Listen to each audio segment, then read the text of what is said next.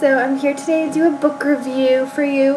I know I've been gone for so long, like, ever, and I know I owe you a book review, and you know what? I have the best timing ever to do these book reviews because there's always somebody either mowing my lawn, my dog's either barking, somebody's at my door. You know what? I just can't get a break, and I can't wait constantly waiting until I get a good moment. So right now is an okay moment. I'll try to edit out if it gets like loud or anything. So I know you guys have been waiting for this book review. This book review is one that I know you guys have been waiting for probably since it's come out. It is Reflected in You by Sylvia Day, which is the second installment in the Crossfire series, aka Bare to You second book. Oh my freaking god, it was amazing. Amazing. Amazeballs. Like, oh my gosh, I love it. I love it. I am even going to go on the record to say that it might have been better than 50 Shades of Grey. I'm sorry, it was. It was so good. It was so well written, and the plot was awesome. It took me to places I did not know existed. I did not know that stuff was going to happen, and then it did, and I was like, this seems kind of not realistic, but at the same time, it's so freaking awesome. Like, with 50 Shades of Grey, and this isn't a rant about why I like 50 Shades of Grey or why I don't like 50 Shades of Grey, because you guys all know I'm a big Christian Grey, 50 Shades of Grey fan, but this is my little tiny rant on why 50 Shades of Grey is moving down one spot in my favorite book collection.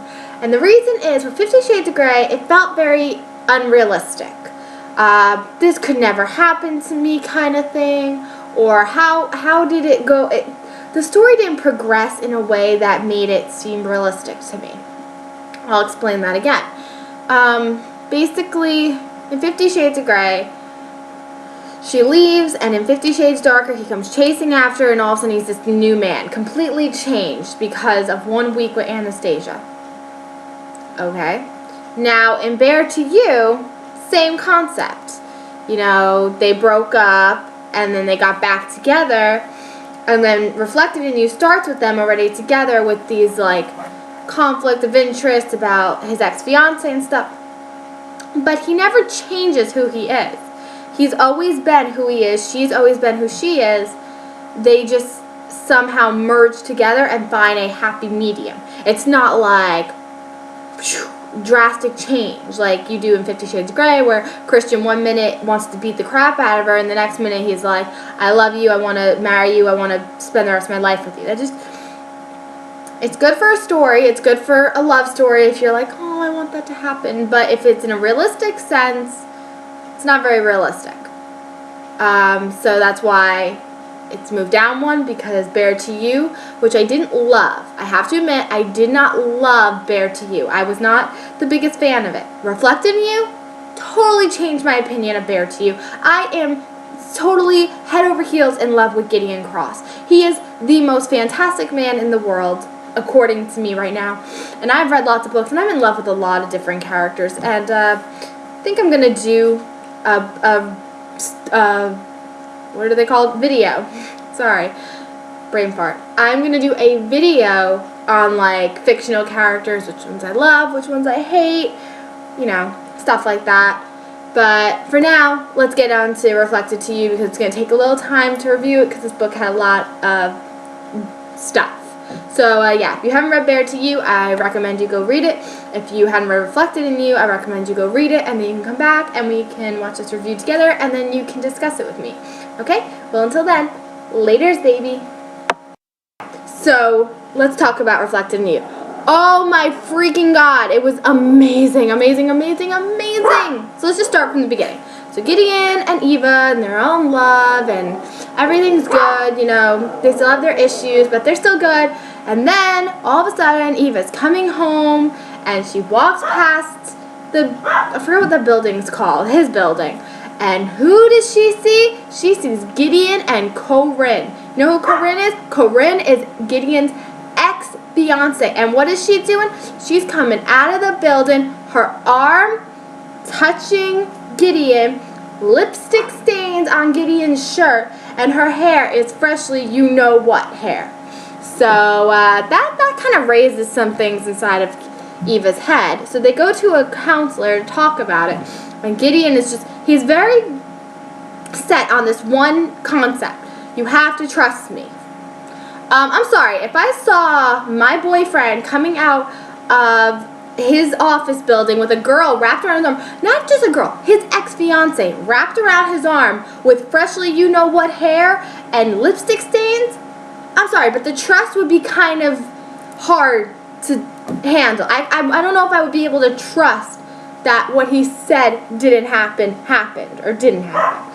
So I can't blame Eva for being, worried and concerned, because if she wasn't, I would think she's crazy. So they get past this rough patch and they go on this wonderful vacation together, and it's really sweet. They go to this little beach house, I guess, and they spend the whole weekend together. But before that, that's when all hell broke loose. She goes to a concert with him and her boss's sister, and Gideon brings a friend, which we didn't even know Gideon had friends because he never talks about them. And she sees her ex-boyfriend, who clearly is still in love with her because he wrote a song about her because he's in the band. And Carrie, her best friend, knew about it and didn't tell her. Well, he sings the song, and, she's like, I gotta get out of here before Gideon goes insane. So she's trying to leave, and she runs into him. And what does he do? He kisses her. And what does she do? She kisses him back. And Gideon sees. And Gideon beats the crap out of the guy. And then he throws her in the car, and he tortures her with sex. Yeah, he tortures her with sex, which, if I was going to be tortured by something,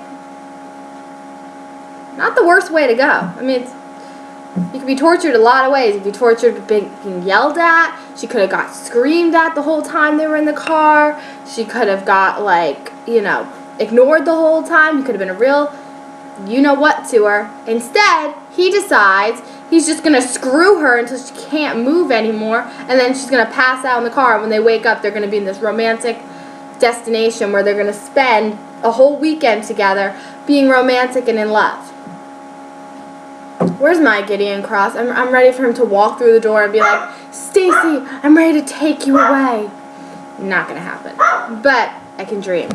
So, moving on, she comes home from this romantic weekend to find out that Carrie is in the hospital. That he was beat up really bad, is in the hospital. Of course, Eva blames herself. She also blames Gideon because he took away her cell phone and all communication, so she had no way of knowing. And then, while Carrie's in the hospital and Eva's sitting there at his bedside, Gideon's off with Corinne again. Pictures keep coming up of him and Corinne, all these social mixers together. And yet, even with all those pictures, he still says to her, you need to trust me. I'm sorry, but if I saw these pictures of my man with another woman, not just another woman, his ex-fiancée, I don't know if I would trust him. I would be, very hesitant to trust him. So, I don't blame Eva for being like, how am I supposed to trust you when the proof is in the picture? You're literally sitting there with her. Come on.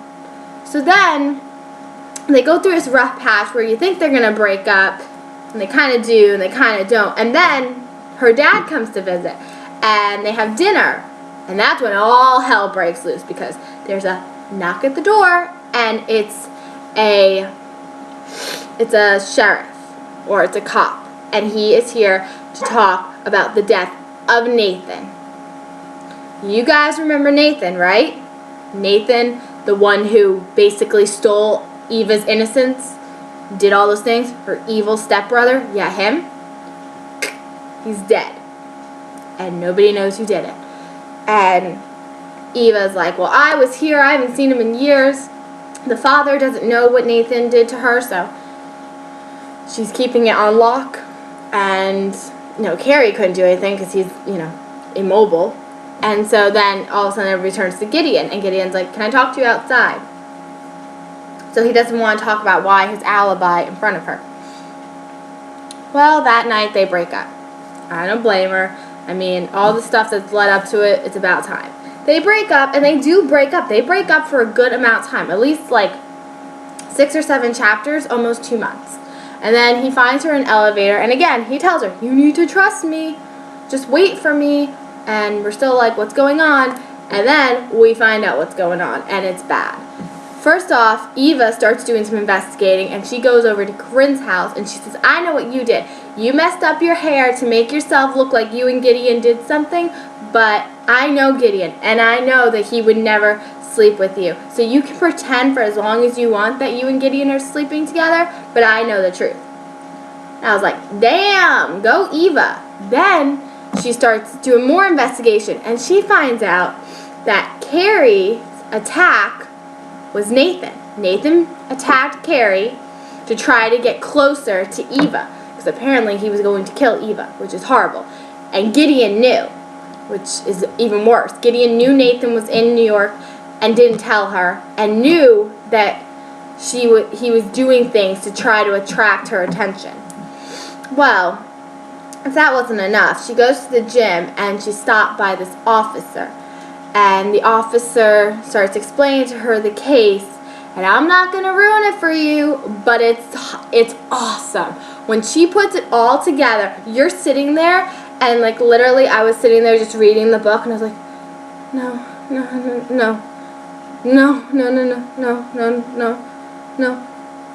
Oh my God! And then I was crying, and I was hysterical like Eva is.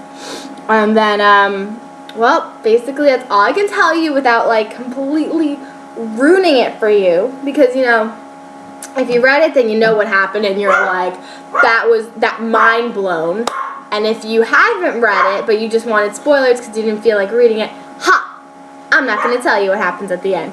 You're just going to have to pick up the book and read it. And trust me, it is totally worth it when you get to the end. And you're like, oh my God! The last chapter will have you literally freaking out for every single page until the last possible sentence. Even the last sentence leaves you breathless. You're like, and then you have to compose yourself. Now, I only have one complaint on this book, and I don't normally have any complaints, but I have one complaint. I am so tired of not knowing Gideon's story. What happened to him? What happened in his childhood that screwed him up? So far, I think what we've come to the conclusion is that his brother or stepbrother, I don't know if it's his brother or cousin, something like that, molested him when he was younger. He used him, touched him, did inappropriate things to him, and told him that it was okay because Gideon liked it.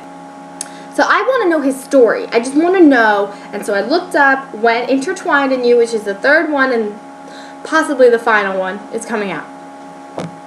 It's supposed to be out December 2012. Now we're pushed back to March 2013. I really wish these authors would stop pushing back books, because I need books. I need my books, and you're pushing them back, and it's driving me insane.